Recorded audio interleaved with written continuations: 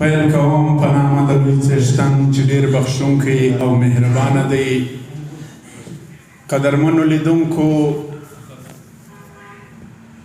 لکه څنګه چې تاسو ته معلومه ده،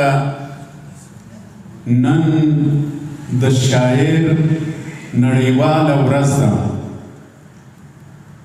دغه ورځ په نړۍ کې د رایټر ډے په نامه نومول سوې ده. نو په دغه هکله باندې د هرې ژبې لیکوال او شاعر دغه ورځ په ډېر ویاړ لمانځي. نو په همدغه بهیر کې پیاوړي لیکوال پښین هم دا تابیا کړې ده چې د شاعر ورځ په ډېر ویاړ ولمانځي او نړۍ ته نور قامونو ته دا ور وښیي چې شاعر څوک دی، شاعر څه کوي، شاعر د قام دپاره څه کړي، شاعر د قام دپاره کوي څه.